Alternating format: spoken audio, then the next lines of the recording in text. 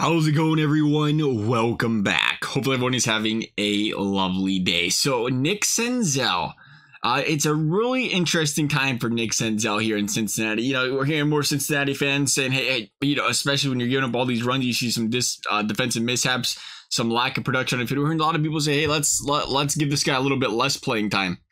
Let's try to get somebody else in here. Let's stick with our best 9. Meanwhile, we have Nick Senzel telling the Cincinnati Enquirer, like, hey, I love this organization. I'd love to be here, but I'd like some more playing time. And the red flag for me, as always, you know, you respect the guy wanting to play more. I understand it. The red flag for me, as always, is, you know, he talked about money. He's like, look, I get paid year to year now, and I needed bats. Always. Whatever, you know, some players, it is what it is, but, you know, when you instantly go to money, you're not talking about the team. You instantly tell me you're talking about yourself. When you're talking about yourself, you know, the instant I think is like, okay, well, the Reds are going to pay you, and it's like, are you going to stop caring again because you got the money?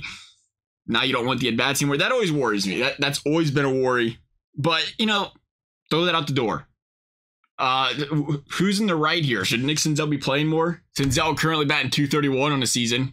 306 on base percentage. His 306 on base percentage is lower than every starter the Cincinnati Reds have right now. It is also lower than Fairchild and Newman, throwing some bench players on there. And a team that, you know, drives itself by getting on base, making contact, getting hits, getting on, getting over, getting in. He's not getting on to get over to get in. And he's obviously not a power threat by any stretch of the imagination, which is okay. You know, you gotta learn. That's kind of the way this Reds team's been built at this point, where it's, again, make some contact, get them on, get them over, beat them on the base pads. They're not a power team. We're starting to develop some of those guys, but they're not known for that, which is great. You know, I love that style of baseball. Nonetheless, though, that's the case. You want more playing time. I think you should be playing better than a 9 on the field. That's a personal opinion. Might be groundbreaking stuff right there. Let's talk about his hard hit rate, 23.7%. His line drive rate, 33%. Again, statistics. I like looking at the line drive rate. I think that's you know, the hard hit rate. Some guys might not have the power as the power that others guys have, and it's like, whatever, you can work with that. My concern is, you know, the line drive rate, though. It's like how well are you squaring up the baseball, and how well are you making contact? I think that tells a bigger story sometimes here when we're looking at non-power numbers. And again, those statistics lower than the vast majority of this baseball team. One guy that does stick out, whose statistics are lower, believe it or not, and this is where things get interesting, because again, David Bell, a statistics and analytics guy, Nick Senzel, below average a fielder right now. His defensive WAR actually is negative 0.5 or 0. But we said that right, negative 0.5, which again, it means amongst the average, he's below average. He's allowing more runs due to his defense than the average in the league, to kind of simplify that. But there is one guy that, you know, did stick out. You know, to talk about the percentages, you know, and there's, if you want to talk about one spot on the field that is open for Nick Senzel, it's a spot in the outfield. It's TJ Friedl. Now, as we know, TJ Friedl, he's been hitting really well this season. What about 279 like right now? But he's a guy, line drive percentage 21.7, his hard hit percentage about 26%. Not the best of numbers by any stretch of the imagination. The difference, though, in these two guys, you know, Friedl's striking out 17% of the time, Senzel's striking out 21% of the time. Contact, contact, contact. That's the big difference there, right? And that's where you start, you know, questioning things. And Friedl, obviously, the guy has been scoring more runs, driving in more runs than Nick Senzel. And until that changes, again, you say, even though inside the analytics, you can say, well, maybe Senzel's running into a little bit more bad luck. Maybe he's scoring for baseball a little bit better. At the end of the day, he's swinging and missing more as well. And that's reflective of the batting averages here.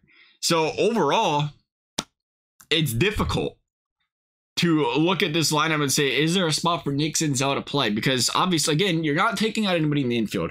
Right now, I think you could say, yes, Senzel's got a spot to play a little bit more because you got injuries. But you look at the infield, Encarnacion Strand should be playing every day. De La Cruz should be playing every day. India, when healthy, should be playing every day. Matt McLean, when healthy, should be playing every day. And you want to get Joey Votto at bats. Joey Votto, you know, say what you will about Joey Votto at this point in his career, batting 189, 200, whatever. The guy's the best power hitter on his team by a long shot right now. Even with the low batting average, he's got really good power numbers this season. And it is nice to have that in the lineup, as much as you don't want to see a guy get out that kind of number. Again, but that's the difference. You know, when you weigh Senzel to Votto, would you rather have Senzel batting 200, 220, 230, or Votto that can go on a hot streak here or there batting 200, 210, whatever, but he could go on a hot streak and give you 30, 40 home runs on a season. You know, there's a big difference there compared to Senzel, where you're worried about him staying healthy, you're worried about him with the power. But that being said, though, expanding out, you got the outfield. Rake Fraley, I still think, you know, one of your best player when it comes to driving in runs. You're gonna keep him on the field. That's important. Will Benson, man, it's Will Benson. Since that slow start, ever since that walk-off, boy, it feels like you want to say he resurrected his career because, you know, he's still young, but resurrected the direction and the trajectory of his career since then. You ain't gonna bench him. And that's why we go back to TJ Friedl. But TJ Friedl, again, batting 278, 280, getting on base at a much higher clip. And again, Frito's, you know, defensive WAR, if you will, is a positive 0.7. So it is better. We're not going to say it's drastically better, but it is better, and better's better. You know, if he's beating you across the board, he's beating you across the board. And for that reason, you look at this Reds lineup and say there really isn't a spot for Senzel. Here's an interesting stat. This one's fun. The RTOT per year, which is basically the runs you allow defensively per 1,200 innings per year. They're saying, you know, plus or minus the average. Nick Senzel is sitting at a minus 17 in the output, minus 64 at center field, which small sample size. That's why it's so high. But that's a ridiculously high number. But, you know, it's a small sample size. But again, you got to take advantage of your opportunities, right? That's the thing about that. Meanwhile, TJ Friedl is sitting at a +2 right now. So again, defensively, the defensive metrics are showing TJ Friedl is the better defensive center fielder.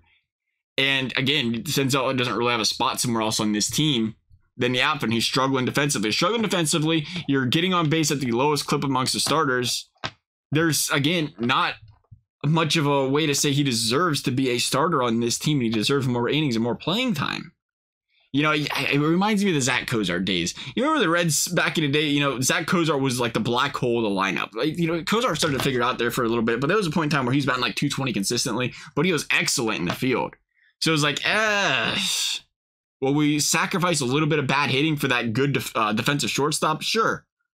And I think you do definitely weigh that as a professional baseball club, saying, hey, if Nick Senzel is batting 230, 240, and Friedl is batting 260, 265, you know, again, let's play Billy Hamilton. You got Billy Hamilton batting 220, you got Friedl batting 260, and then you start saying, this guy's got electric stuff on the base pads. This guy can change the game in the outfield and save you runs in the outfield. Then you say, okay, maybe you give him, again, it's a long shot, but then you start to say, okay, maybe we can justify a little bit of more playing time for you. But when you're across the board worse than your peers, it's hard to justify the playing time. And I understand Nick Senzel's frustrations. You want some chances to play. Fact of the matter is, he hasn't been able to stay healthy in his career. That's what's really difficult. I mean, this is a guy, you know, high draft pick for the Reds, came up touted. You know, you wanted this guy to succeed. I still want him to